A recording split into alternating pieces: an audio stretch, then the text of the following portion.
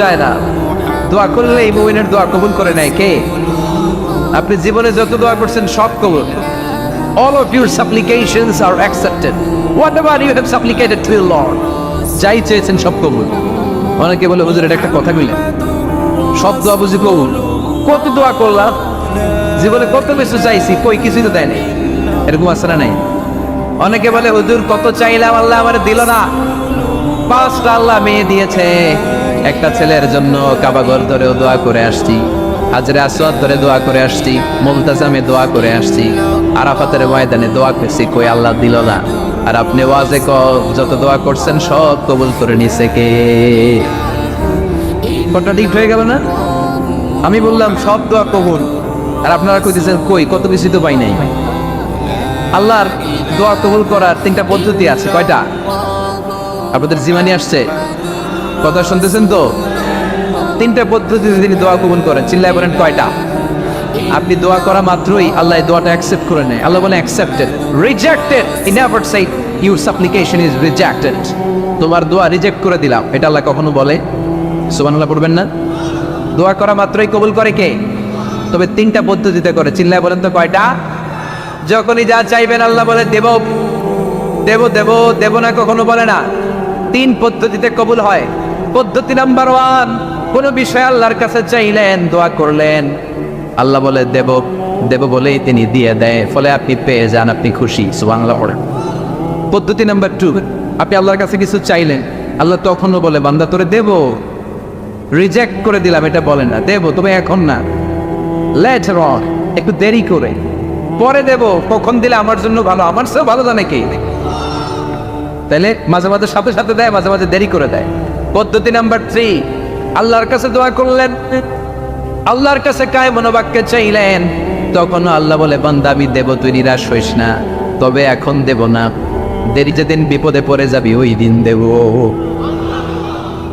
যেদিন পিতা সন্তানরে চিনে না, সন্তান পিতারে চিনবে না, পীর সাহেব মুরিদরে চিনবে না, মুরিদ পীর সাহেবরে চিনবে না, মুসল্লি ইমাম সাহেব চিনবে না, ইমাম মুসল্লি চিনবে না, নেতা কর্মী চিনবে না, কর্মী নেতারে চিনবে না। চিল্লা এখন ঠিক কিনা? কেউ কাউরে চিনবে না, কেউ কাউর কোনো উপকার আসতে পারবে না। ওই কঠিন দিনে তোরে আমি দেব রে গোলাম। তাহলে এই যে এতগুলো দোয়া ছোটবেলা থেকে আনটিল টুনাইট, এই রাত পর্যন্ত যে দোয়াগুলো আপনার কাছে করছেন, লস হয়েছে? চিল্লায় বলেন লস হয়েছে না লাভ? লস না লাভ? আল্লাহ বলে গোলাম চা বেশি বেশি দোয়া কর, উজিবু দাওয়াতাদ দাঈ ইযা দাআন। আমার বান্দা আমার কাছে চাইতে দেরি হয়ে যায়, দোয়া কবুল করতে দেরি হয়, এজন্য বারবার চাইতে হয়। না দিলেও চাও, না দিলেও হয় একটু পরে দিন, দেরি করে দিবে, যখন আমার জন্য উপকার হবে। সিনা চাক মানে বক্ষ বিদীর্ণ করা, ইংরেজিতে বলে ওপেন হার্ট সার্জারি। কি বলে? আপনাদের এই এলাকায় কারো হয় নাই? শুনছেন না এটা? ওপেন হার্ট সার্জারি, গলা থেকে নাভি পর্যন্ত একেবারে কেটে ফেলে। বিশ্বনবীকে এবার 3বার এভাবে ওপেন হার্ট সার্জারি করা হয়েছে। একবার যখন বিষ্ণু ঈসা ইসলাম বনু সাদ গোত্রে ছিল তখন, দ্বিতীয়বার যখন কোরআন নাজিল হবে তার আগ দিয়ে তখন, 3 নম্বরে বিষ্ণু ঈসা ইসলামকে যখন ঊর্ধ্ব জগতের অনেক দামি দামি জিনিস দেখানো হবে ওই মেরাজ রজনীর সময়টাতে, তখন কোন সুবহানাল্লাহ। বিশ্বনবী বলেন আমি উম্মে হানির ঘরে শুয়েছিলাম, আমাকে ছাদ 2 ভাগ করে ছাদের উপর দিয়ে নিয়ে হাতিমে কাবাতে শুইয়ে দেয়া হলো, গলা থেকে নাভি পর্যন্ত ছিঁড়ে ফেলা হলো, আমার হৃদয়টাকে বের করে জমজমের পানি দিয়ে ক্লিন করা হলো, আমার হৃদয়ে জ্ঞান, আমার হৃদয়ে ঈমান আর প্রজ্ঞা দিয়ে পরিপূর্ণ করা হলো। অনেক মুফাসসিরিন ইকরাম বলেছেন আলাম নাশরাহ লাকা সাদরাক মানে হচ্ছে হে নবী আমি কি আপনার বক্ষ বিদীর্ণ করি নাই? কেউ কেউ বলেছেন এটা দ্বারা উদ্দেশ্য হচ্ছে বিশ্বনবীর বক্ষ বিদীর্ণ করার মধ্য দিয়ে বিশ্বনবীকে আল্লাহ তাআলা ব্রড মাইন্ডেড বানিয়েছেন। সুবহানাল্লাহ পড়েন। বিশ্বনবী কি ন্যারো মাইন্ডেড ছিলেন? কি ছিলেন? জোরে বলেন, আরো জোরে। ব্রড মাইন্ডেড, উদার, আকাশের মতো বিশাল, সাগরের মতো বিশাল, পাহাড়ের মতো সুউচ্চ ছিল বিশ্বনবীর হৃদয়, ঠিক কিনা? শুধু মুমিনদের জন্যই বিশ্বনবীর হৃদয়ে মায়া ছিল না, কাফেরদের জন্য মায়া ছিল। সুবহানাল্লাহ পড়েন। রাহমাতাল লিল আলামিন, আমার নবী কি ছিল? সবাই বলেন ওমা আরসালনাকা ইল্লা রাহমাতাল লিল আলামিন। I have sent you as a mercy for the entire universe. নবী হে, আমি আপনাকে গোটা বিশ্বের সবার জন্য রহমত করে প্রেরণ করেছি। রাহমাতাল্লিল আলামিন। আল্লাহ এখানে চাইলে বলতে পারতেন রাহমাতাল্লিল মুসলিমিন, নবী আপনি শুধু মুসলিমদের জন্য রহমত, এটা বলছে? নবী আপনি শুধু মুত্তাকিদের জন্য রহমত, বলছে? চাইলে বলতে পারতেন নবী আপনি শুধু রাহমাতাল্লিল মুসল্লিন, যারা মসজিদে যে মুসল্লি নামাজ পড়ে তাদের জন্য রহমত, বলেছে? কি বলছে? রাহমাতাল্লিল আলামিন, I have sent you as a mercy for the entire universe, গোটা বিশ্বের জন্য আপনি রহমত। সুবহানাল্লাহ পড়েন।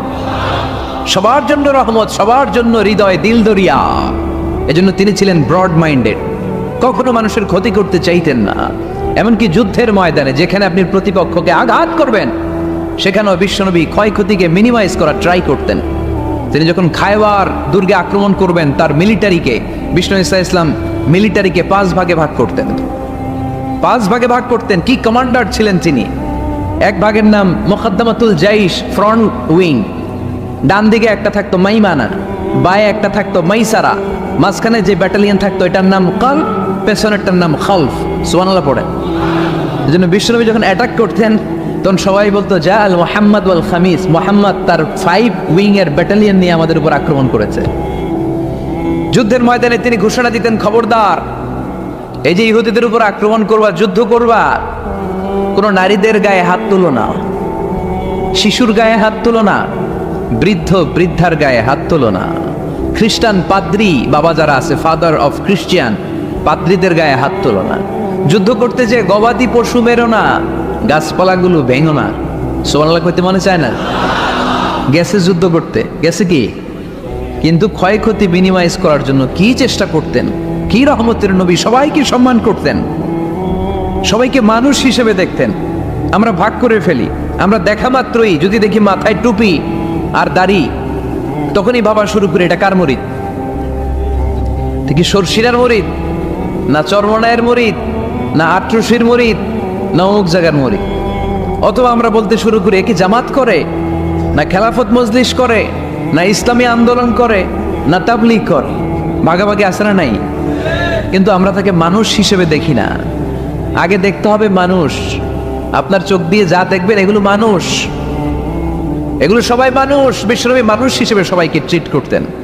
সাহাবাদেরকে নিয়ে বিশ্বনবী বসে আছেন, একটা লাশ নিয়ে যাওয়া হচ্ছে, লাশ দেখে বিশ্বনবী দাঁড়িয়ে গেলেন। সাহাবারা বললেন ইয়া রাসূলুল্লাহ, আপনি দাঁড়ালেন যে? ইন্নাহু ইয়াহুদি, এটা ইহুদির লাশ। ইন্নাহু ইয়াহুদি, এটা তো ইহুদির লাশ, বসেন, দাঁড়ালেন যে? বিশ্বনবী বললেন আওয়ালাইসাত নাফসান, এটা কি মানুষ না? সুবহানাল্লাহ পড়বেন না?